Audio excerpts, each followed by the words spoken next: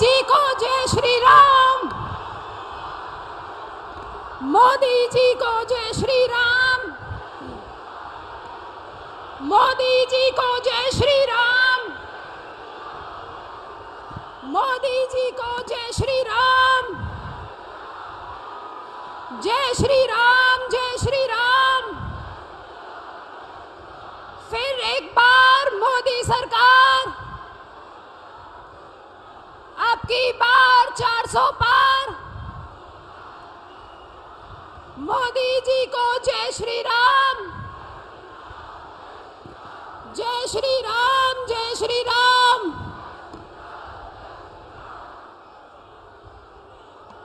अंबाला की इस पावन धरती पर हमारे भारत के यशस्वी प्रधानमंत्री माननीय नरेंद्र मोदी जी मंच पर आ चुके हैं। हम उनका हार्दिक दिल की गहराइयों से हरियाणा की इस धरती पर, अंबाला की इस धरती पर नमन करते हैं, शीश झुकाते हैं। मोदी जी को जय श्री राम। मोदी जी को जय श्री राम।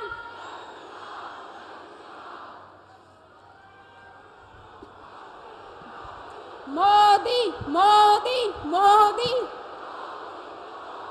सम्मान की श्रृंखला को आगे बढ़ाते हुए मैं निवेदन करना चाहूंगी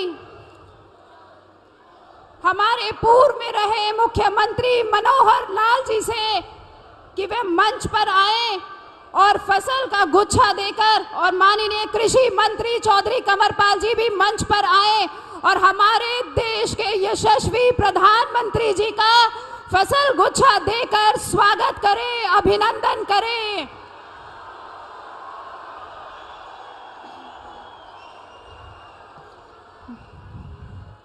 जय श्री राम। जय श्री राम। जय जय श्री राम। अब मैं निवेदन करना चाहूंगी हमारी लोकप्रिय से बहुत, अंबाला लोकसभा से बहुत ही लोकप्रिय प्रत्याशी श्रीमती बंतो कटारिया जी से कि वो आए और माता मनसा देवी का आशीर्वाद, माता मनसा देवी की चुनरी हमारे यशस्वी प्रधानमंत्री जी को भेंट करें। भारत माता की, भारत माता की, वंदे वंदे। निवेदन करना चाहूंगी नवीन जिंदल जी से कि वो आए, कृष्णदास का अवतार हमारे प्रधानमंत्री जी को भेंट करें। भारत माता के नारों की गूंज चलती रहनी चाहिए, तालियों की करतल ध्वनि चलती रहनी चाहिए। निवेदन करती हूँ अंबाला की आन बान शान अनिल विज जी से कि वो आए और हमारे साइंस सिटी अंबाला का माइक्रोस्कोप प्रधानमंत्री जी को भेंट करें।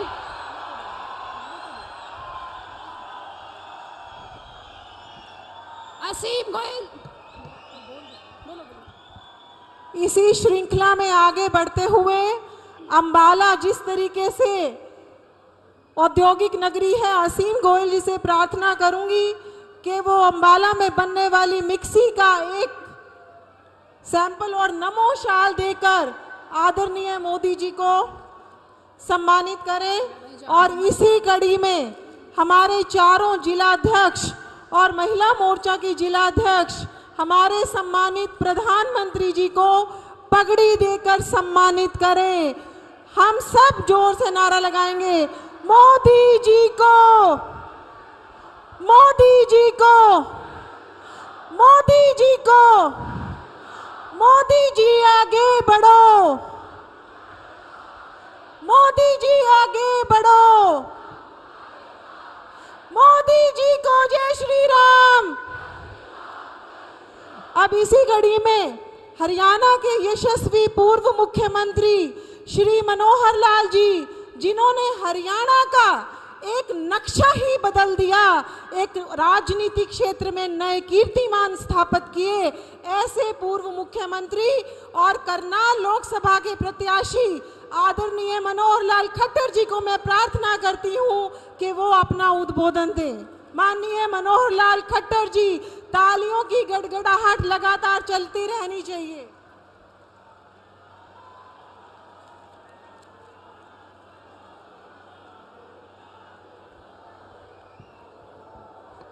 बोलो भारत माता की, भारत माता की। मंच पर विराजमान न केवल भारत देश बल्कि दुनिया की युवाओं के धड़कने आदरणीय प्रधानमंत्री श्री नरेंद्र मोदी जी अंबाला लोकसभा क्षेत्र से हमारी प्रत्याशी बहन बंतो कटारिया जी, कुरुक्षेत्र लोकसभा क्षेत्र के अपने प्रत्याशी भाई नवीन जिंदल जी, हरियाणा सरकार में यहाँ उपस्थित मंत्रीगण, राज्यसभा के सदस्यगण, सभी हमारे मंचासीन अन्य नेतागण, आज बड़ी सभा में उपस्थित हमारी मातृशक्ति, बुजुर्गों, नौजवान साथियों, मैं आज हरियाणा की 2,82,00,000 लोगों की ओर से माननीय प्रधानमंत्री जी को राम राम कहता हूं, आप स्वीकार करें।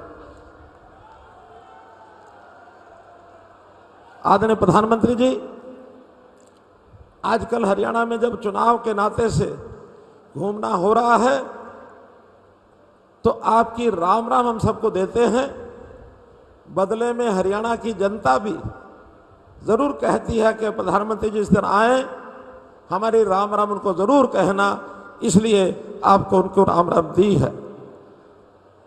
आदरणीय प्रधानमंत्री जी, पहले आप जब भी पिछले 10 वर्ष में हरियाणा में आए हैं, मैंने मुख्यमंत्री के नाते आपका हरियाणा में स्वागत किया। आज मुझे कुछ लोग पूर्व मुख्यमंत्री कहते होंगे, पूर्व में मुख्यमंत्री भी रहा, लेकिन इस समय मैं आपका स्वागत करनाल के लोकसभा क्षेत्र के प्रत्याशी के नाते, एक कार्यकर्ता के नाते, और जैसा हम आपका परिवार यानी मोदी परिवार के सदस्य के नाते आपका हरियाणा में अभिनंदन करता हूं, स्वागत करता हूं।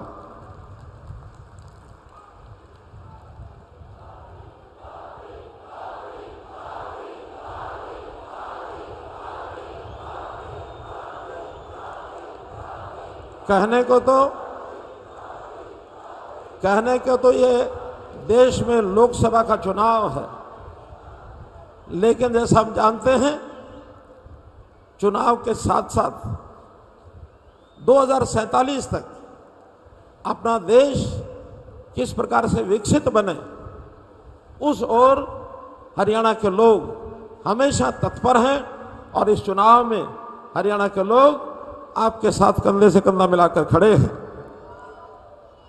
लोगों को जब आपका नाम आता है तो इतना उत्साह और उमंग उठता है, ऐसा मानते हैं जैसे मोदी जी स्वयं उनके बीच में आकर खड़े हो गए हैं। दुनिया आपकी तारीफ कर रही है, भारत की जनता आपकी तारीफ कर रही है, लेकिन न जाने ये कांग्रेस के लोग आपकी आलोचना लगातार करते हैं, कुछ ना कुछ उल्टा सीधा बोलते हैं। इस प्रश्न का उत्तर मुझे गांव में जाने के बाद मिला। आदरणीय मोदी जी, जब गांव में कोई कांग्रेस का व्यक्ति किसी गरीब घर में जाता है तो वहां गरीब घर के बाहर दरवाजे पर लिखा होता है प्रधानमंत्री आवास योजना। व्यक्ति पढ़ता है, उसको लगता है कि मुझे अंदर जाकर के अपना प्रचार करना है। जैसे वो अंदर जाता है तो स्वाभाविक है उस व्यक्ति को, घर का वह गरीब व्यक्ति उसको बैठाता है, पानी पूछता है। जब पानी लेके आता था तो उसको आभास होता है कि नल से जल के माध्यम से जो पानी दिया गया है वो मोदी जी के द्वारा दिया गया है। जब वो छत की ओर देखता है तो जब पंखा चल रहा होता है और बल्ब लगा होता है, उस समय फिर से वो परिवार का व्यक्ति याद कराता है कि मोदी जी ने दिया है। और जब वो व्यक्ति चाय पूछता है तो चाय से इतनी चिढ़ है कांग्रेसी आदमी को कि उसकी भ्रुकुटें तन जाती हैं।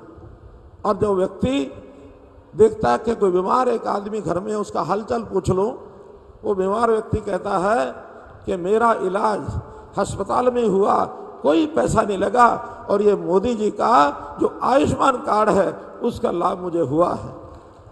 आखिर वो कांग्रेस से परेशान हो जाता है।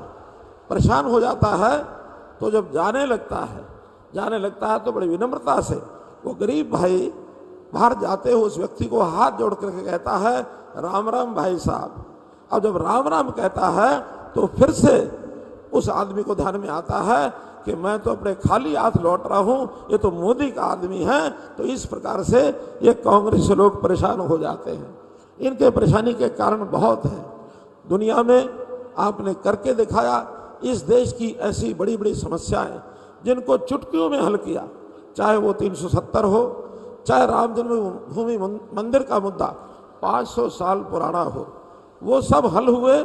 न केवल देश के लोग आपको शक्तिशाली मानते हैं, बल्कि दुनिया के सब बड़े नेता उनके यहाँ की समस्याओं को हल करने में भी आपसे परामर्श करते हैं, आपसे सहयोग मांगते हैं। तो इस नाते से मैं तो आपको यही कह सकता हूँ कि आज कांग्रेस के लोग हताश हैं।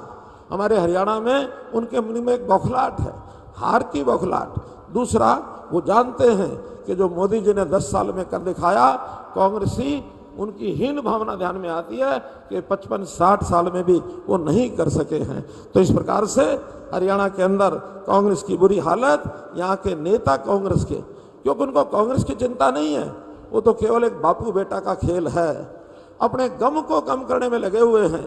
एक पत्रकार ने पूछा कि हुड्डा साहब, आप पिछली बार पिता पुत्र दोनों लड़े थे, इस बार एक क्यों लड़ रहे हो? उत्तर तो नहीं दिया, लेकिन हम अनुमान लगाते हैं कि पिछली बार उनका के बापू बेटा दोनों हार गए थे, 2 का गम उनको हुआ, 8 तो वो भूल गए जो हारे थे। इस बार वो अपने गम को आधा करने के लिए, और एक ही आदमी लड़ रहे, दूसरा नहीं लड़ रहे, उनका गम कैसे कम हो जाए। प्रधानमंत्री जी, हरियाणा गीता की धरती है। हरियाणा के लोग सत्य असत्य, हरियाणा के लोग न्याय अन्याय, हरियाणा के लोग धर्म अधर्म, इसको अच्छी प्रकार से जानते हैं, पहचानते हैं। यहाँ के लोगों ने तय किया है कि जैसे भगवान कृष्ण ने महाभारत में एक दिशा दिखाई थी, वैसे आप हरियाणा की जनता को जो दिशा दिखा रहे हैं, मैं निश्चित रूप से आपको कहता हूं कि आने वाली 25 मई को हरियाणा का जनता एक एक लोकसभा के सांसद को जिता करके 10 के 10 लोगों को आपके साथ कंधा से कंधा मिला करके खड़ा करने में, देश की इस प्रगति में आपका सहयोग करेगा। और यहाँ के लोग तो ये भी कहते हैं 25 मई कांग्रेस गई, 25 मई। तो इसलिए मैं आज आपका बहुत आभार प्रकट करते हुए आपसे निवेदन करूंगा कि हम लोगों को एक प्रेरणा के साथ, हमारा उत्साह बढ़ाने के साथ आप आए। निश्चित रूप से इस सप्ताह में हम लोग आगे बढ़ते हुए 25 मई के इस मतदान में ज़्यादा से ज़्यादा भारतीय जनता पार्टी के मत डाल करके 10 लोकसभा के और 1 विधानसभा, जहां हमारे मुख्यमंत्री करनाल विधानसभा में चुनाव लड़ रहे हैं, 4 जून को 11 कमल के फूल खिला करके जरूर आपको समर्पित करेंगे। बहुत बहुत धन्यवाद, बहुत बहुत आभार।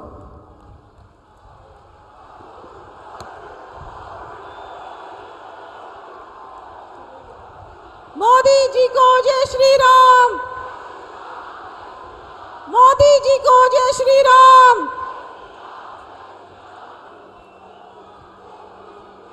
भारत माता की, मोदी जी को जय श्री राम।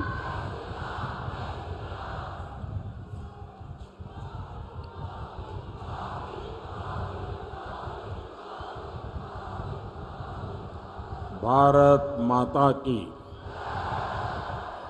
भारत माता की। भारत माता की, मां अंबिका, माता मनसा देवी की भूमि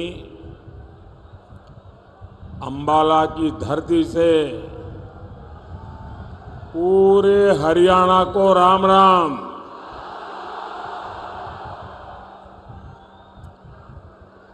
हरियाणा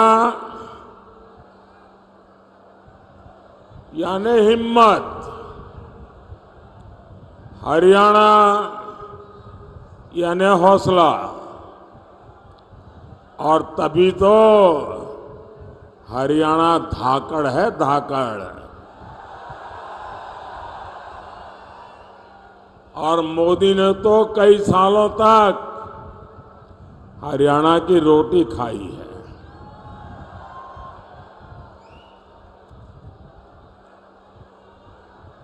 और हरियाणा की तरह ही मोदी ने 10 साल तक सरकार भी धाकड़ चलाई है।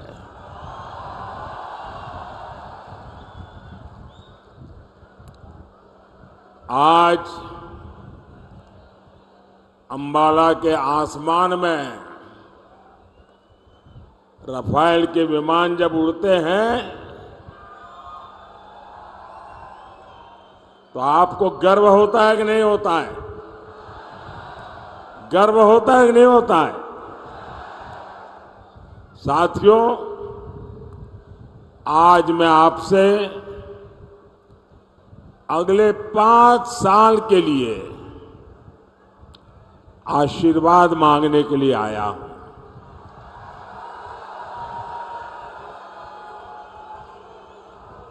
आप इतनी बड़ी संख्या में यहां आए, मैं आपका बहुत बहुत आभारी हूं। आज मेरे बहुत पुराने साथी, संगठन में भी काम किया, सरकार में भी काम किया, हमारे रतनलाल जी कटारिया जी की बरसी है। मैं उन्हें भी अपनी श्रद्धांजलि देता हूं। भाइयों और बहनों, 4 जून में अब सिर्फ 17 दिन बचे हैं। 4 चरणों के चुनाव में कांग्रेस और इंडी गठबंधन, ये उनके सारे साथी, सारे दल 4 चरण में चारों खाने चित्त हो चुके हैं।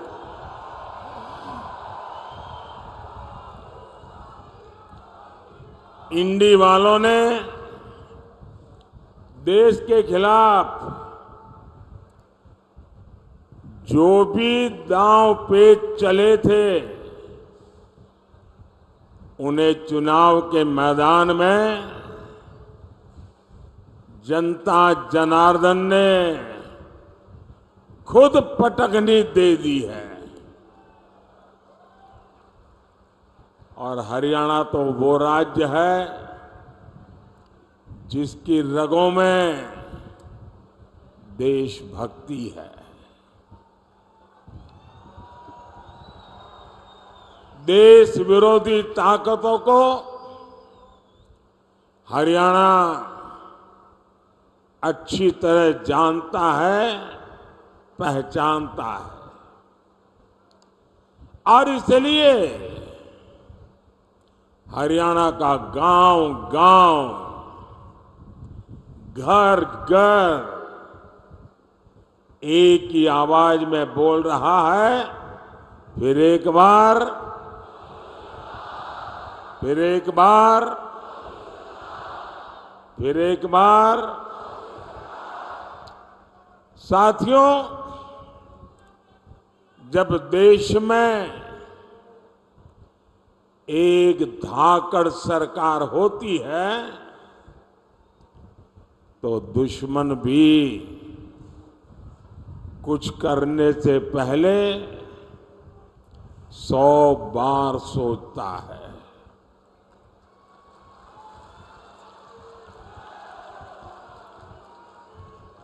आज आप देखिए, जो पाकिस्तान 70 सालों से भारत को परेशान कर रहा था, जिसके हाथ में बम का गोला रहता था, आज उसके हाथ में भीख का कटोरा है।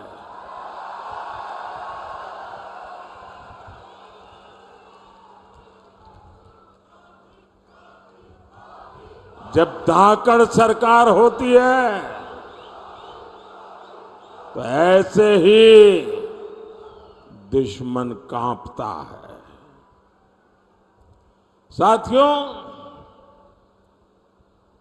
क्या कोई कमजोर सरकार जम्मू कश्मीर में हालात बदल सकती थी? जम्मू कश्मीर में हालत बदल सकती थी? वो जमाना याद करिए जब कांग्रेस की सरकार थी। हरियाणा की वीर माताएं दिन रात चिंता में रहती थी, कब किसी आतंकी का गोला फट जाए, कब किसी पत्थर से हमारे फौजियों का सिर फट जाए। और आज 10 साल हो गए, सब कुछ बंद हो गया कि नहीं हो गया? बंद हुआ कि नहीं हुआ? मोदी की धाकड़ सरकार ने 370 की दीवार गिराई और कश्मीर विकास के रास्ते पर चल पड़ा है।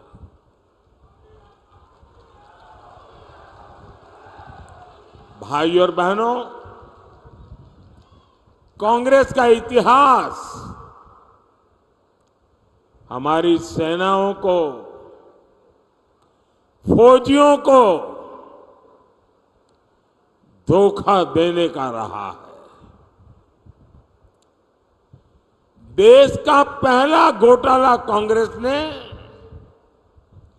भारत की सेना में ही किया था। इस ट्रैक रिकॉर्ड को कांग्रेस जब तक सत्ता में रही हमेशा नए नए घोटाले करके उसे उसने बनाए रखा। बोफोर्स घोटाला, पनडुब्बी घोटाला, हेलीकॉप्टर घोटाला, कांग्रेसी भारत की सेनाओं को कमजोर बनाकर रखते थे। जानते हैं क्यों? ताकि विदेश से हथियार मंगाने के नाम पर मोटी कमाई कर सके। हमारे सैनिकों की छोटी छोटी जरूरतों को तो ये कांग्रेसी पूछते तक नहीं थे। हमारे सैनिकों को कपड़े, जूते, बुलेट प्रूफ जैकेट ये भी ठीक से नसीब नहीं होते थे। उनके पास अच्छी राइफलें तक नहीं थी। उन्हें लाठी देकर कहा जाता था कि आतंकियों की गोलियों का मुकाबला करो। और जब मोदी सरकार में आया तो उसने कहा अब ये नहीं चलेगा। मैंने भारत की सेनाओं को आत्मनिर्भर बनाने का अभियान शुरू किया। आज सेना को मेड इन इंडिया हथियार मिल रहे हैं। जो भारत कभी दूसरे देशों से हथियार मंगाता था, वो अब दूसरे देशों को हथियार बेच रहा है।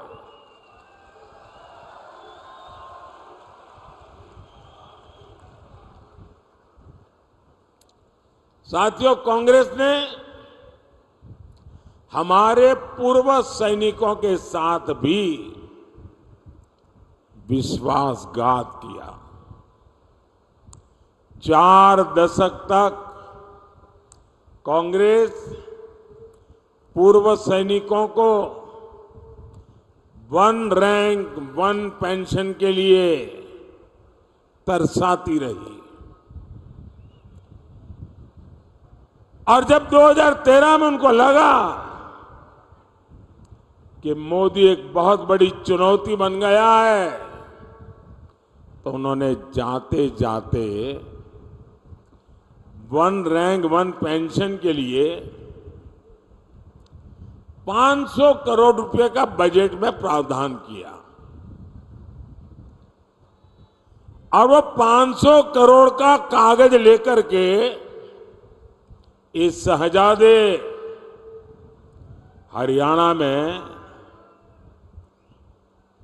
पूर्व सैनिकों के सम्मेलन करते थे, पंजाब में जाते थे, हिमाचल में जाते थे और भ्रम फैलाने का काम करते थे कि देखिए हमने वो आरोपी कर दिया, 1 रैंक 1 पेंशन कर दिया। इनकी झूठ बोलने की इतनी हिम्मत है, इनकी झूठ बोलने की इतनी आदत है, बड़े बड़े पत्रकार भी भ्रम में रहते हैं। ऐसा शानदार झूठ बोलते हैं लोग। भाइयों बहनों, जब आपने मुझे सेवा का अवसर दिया, मोदी ने डंके की चोट पर 1 रैंक 1 पेंशन का वायदा पूरा किया।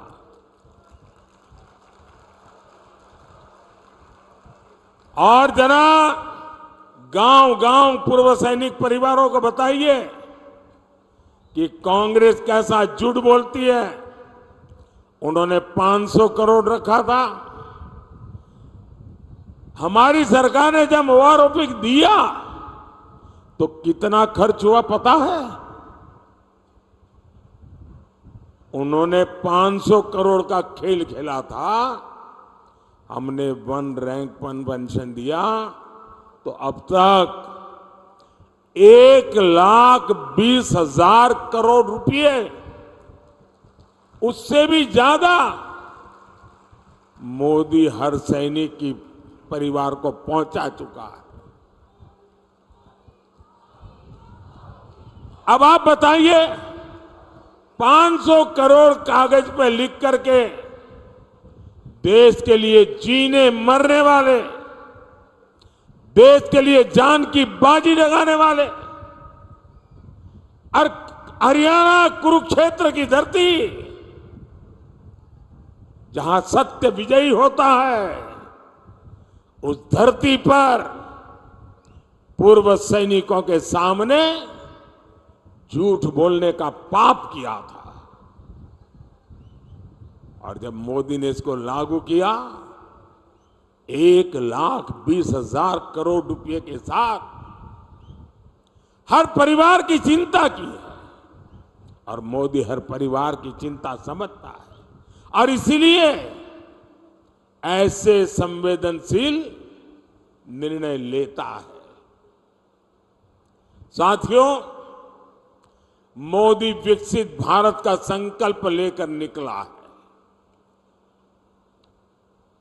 और जब मैं विकसित भारत का संकल्प निकल के निकला हूं, तब हरियाणा का मुझ पर बहुत अधिकार भी है, क्योंकि मेरी विकास यात्रा में हरियाणा के भी संस्कार है।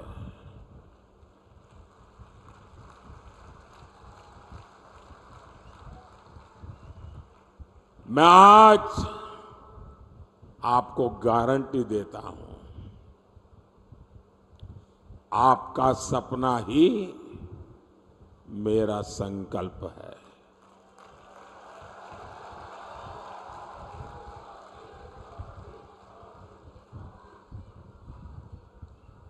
पल पल आपके नाम, पल पल देश के नाम, 24/7 फॉर 2047।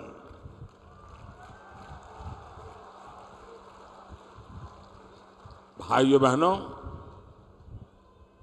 विकसित भारत के 4 स्तंभ हैं: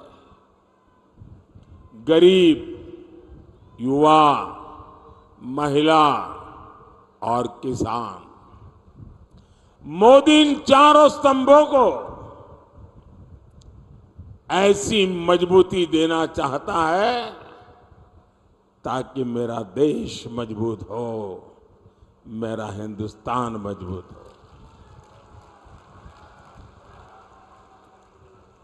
किसानों का कल्याण मोदी की प्राथमिकता है। 2014 से पहले के 10 साल में कांग्रेस की सरकार ने देश के किसानों से सिर्फ, और ये भी मेरा एक काम करेंगे, जरा मैं आपको पूछता हूं, मेरा एक काम करेंगे? जरा हाथ ऊपर करके बताइए, करेंगे? मैं जो आंकड़ा बोलता हूं याद रखेंगे? किसानों को जाके बताएंगे? धीरे धीरे हाथ नीचे हो रहा है, बताएंगे? कांग्रेस के जमाने में सिर्फ 7.5 लाख करोड़ रुपए का अनाज एमएसपी पर खरीदा गया था, कांग्रेस के जमाने में। 10 साल में कितना? 7.5 लाख करोड़ का एमएसपी पर अनाज खरीदा गया था। ये किसानों के नाम पर राजनीति करते हैं ना। 10 साल में 7.5 लाख करोड़। और मोदी ने क्या किया? 10 साल में 20 लाख करोड़ रुपए का एमएसपी में हमने किसानों से अनाज खरीदा है। यानी 3 गुना अनाज एमएसपी पर खरीदा गया है। और पहले तो पैसा मिलने में भी कई महीने लगते थे। अब पैसा सीधे किसान के नाम पर बैंक के खाते में जमा हो जाता है। साथियों, कांग्रेस ने गन्ना किसानों को सिर्फ और सिर्फ धोखा दिया है। आज गन्ने का एफआरपी करीब 350 रुपये क्विंटल है, जबकि कांग्रेस की सरकार करीब 210 रुपये प्रति क्विंटल देती थी। ये आंकड़े याद रखना, मुंह तोड़ जवाब देना है झूठ बोलने वालों को। 2014 में जब हम लोग आए तब गन्ने का बकाया करीब 60,000 करोड़ रुपया था। किसान का पैसा था, उसकी मेहनत का पैसा था। 60,000 करोड़ रुपया बकाया था। जबकि इसी साल हमने 1,14,000 करोड़ की पेमेंट की है। यहां अंबाला, करनाल और कुरुक्षेत्र के किसानों को पीएम किसान सम्मान निधि के भी, मैं सिर्फ इसी इलाके का बोल रहा हूं, इसी एक इलाके में 650 करोड़ रुपए से ज्यादा किसानों के खाते में ट्रांसफर किए गए। साथियों, आज दुनिया के सामने भारत सुपर फूड लेकर के गया है। न्यूट्रिशन की दुनिया में दुनिया को बहुत कुछ देने की ताकत भारत में है और इसलिए ग्लोबली पोषक आहार उसका हब बनाने की हमारे पास ताकत है। यानी जो ज्वार, बाजरा जैसा मोटा अनाज हमारा हरियाणा का किसान उगाता है, उसे मोदी दुनिया तक पहुंचाना चाहता है। और इसलिए हमने सारे देश में एक पहचान बने, इसलिए इस मोटे अनाज को श्री अन्न नाम से पहचान दी है। और हमने पूरे दुनिया के लिए अंतर्राष्ट्रीय मिलेट ईयर मनाया। और इसकी ताकत देखिए, विश्व के लोगों को जब मैं कहता हूं कि हमारे छोटे छोटे किसानों के द्वारा पैदा होता है, कम से कम पानी में होता है, एनवायरमेंट फ्रेंडली होता है, केमिकल और फर्टिलाइजर की दुनिया से दूर होता है, तो दुनिया के लोगों को अचरज होता है। पिछले दिनों मैं अमेरिका गया था। अमेरिका के राष्ट्रपति जी ने व्हाइट हाउस में बहुत बड़ा भोजन समारोह रखा था और देश का प्रधानमंत्री के लिए इतना बड़ा आजादी के बाद ऐसे अवसर बहुत कम आए हैं। लेकिन मजा ये थी कि सारे मेहमानों को खाने में ये हमारा मिलेट परोसा गया था, ये ज्वार बाजरा परोसा गया था। ये सुपर फूड की पहचान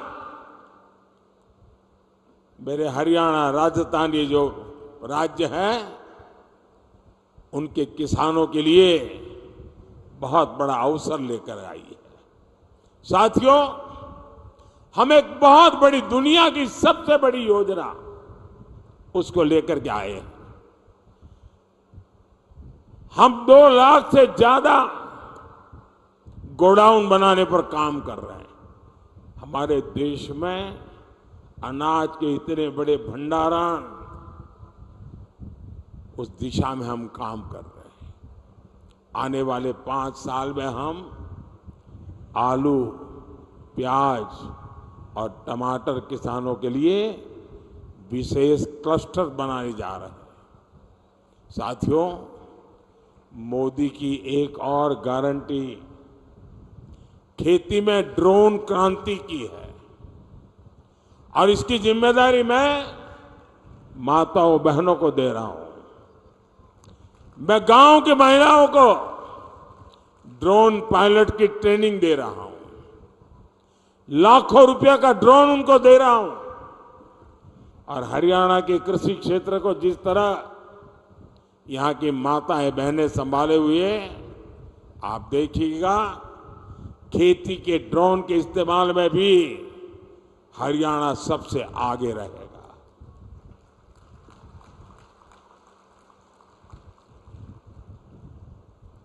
साथियों, खेलों की दुनिया में आज हरियाणा का इतना नाम है, तो उसके पीछे हमारी बेटियों की ताकत है। और मोदी ने बेटियों के लिए सैनिक स्कूलों के भी दरवाजे खोल दिए। अभी एनडीए में महिला कैडेट्स का जो पहला बैच ट्रेनिंग ले रहा है, उसमें बड़ी संख्या में हमारे हरियाणा की बेटियां हैं। साथियों, कांग्रेस को महिलाओं से, किसानों से, नौजवानों से कोई मतलब नहीं है। कांग्रेस को सिर्फ वोट से मतलब है। अब बताइए, दिल्ली और हरियाणा में हाथ में झाड़ू लेकर घूम रहे हैं और पंजाब में कह रहे हैं झाड़ू वाला चोर है। अब इन्होंने हरियाणा वालों को समझ क्या रखा है? भाइयों बहनों, इनके लिए वोट बैंक ही सब कुछ है। अब कांग्रेस के लोग कहते हैं कि एससी, एसटी, ओबीसी का आरक्षण धर्म के आधार पर बांट देंगे। ये दलितों का, पिछड़ों का आरक्षण छीन लेना चाहते हैं। ये लोग अपने वोट बैंक को खुश करने के लिए सिखों और दलितों को नागरिकता देने का भी विरोध कर रहे हैं।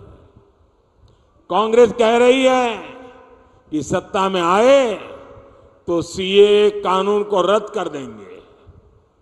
साथियों, ये हमारी सरकार है जो अफगानिस्तान के युद्ध क्षेत्र से गुरु ग्रंथ साहब के स्वरूपों को अदब के साथ स्वदेश लेकर के आई है। ये हमारी सरकार है जिसने साहबजादों की याद में वीर बाल दिवस मनाना शुरू किया है। और ऐसे प्रयासों से माता गुजरी जी की इस धरती को जरूर गर्व होता होगा। लेकिन कांग्रेस और एनडीए गठबंधन को ऐसे हर प्रयास से दिक्कत है। भाई और बहनों, कांग्रेस और एनडीए गठबंधन विकास और विरासत दोनों के विरोधी है। 500 साल बाद, इतने लंबे इंतजार के बाद, अविरत संघर्ष के बाद, लाखों बलिदानों के बाद, 500 साल बाद अयोध्या में भव्य राम मंदिर बना है।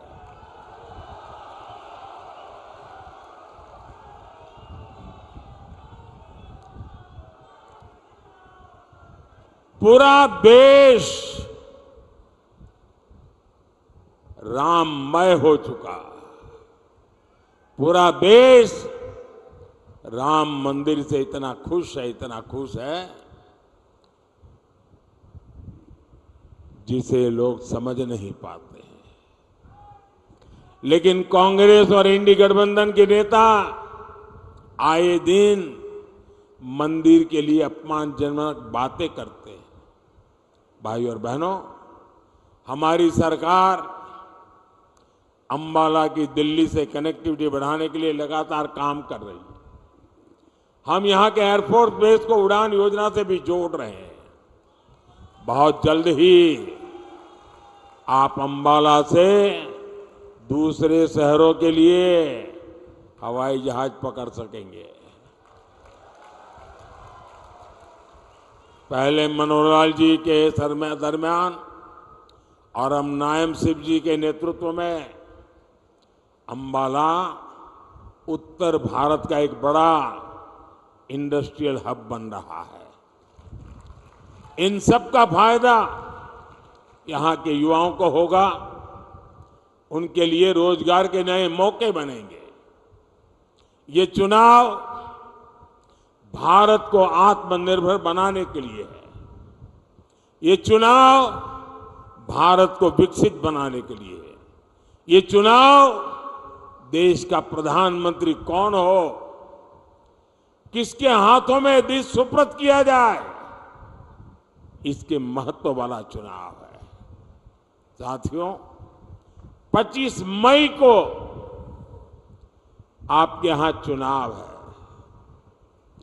और 25 मई को अंबाला से बहन बंटो कटारिया जी हमारी उम्मीदवार है, करनाल से श्री मनोहर लाल जी है और कुरुक्षेत्र से भाई नवीन जिंदल जी। मैं आपसे आशीर्वाद मांगता हूं, भारी वोटों से इनको विजयी बनाइए और इन तीनों को मिला आपका वोट सीधा सीधा मोदी के खाते में जाएगा। और इसलिए ज्यादा से ज्यादा मतदान हो। सुबह 10 बजे से पहले मतदान कैसे बढ़े? पहले मतदान फिर जलपान, ये संकल्प को कैसे घर घर पहुंचाए। ज्यादा से ज्यादा पोलिंग बूथ जीत करके आए और हर परिवार को अपना वोट का अधिकार उपयोग करने के लिए प्रेरित करें। मेरे साथ बोलिए, भारत माता की, भारत माता की। बहुत बहुत धन्यवाद।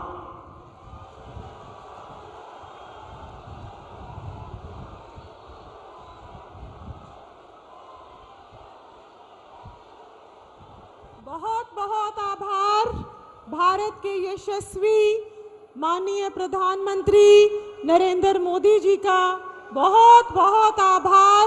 जिस तरीके से उन्होंने भारत की महिलाओं के बड़े भाई के रूप में, संरक्षक के रूप में काम किया, उसके लिए माननीय मोदी जी का बहुत बहुत आभार। आपको बहुत बहुत शत शत प्रणाम। मोदी सरकार, एक बार मोदी सरकार, एक बार मोदी सरकार, एक बार मोदी सरकार।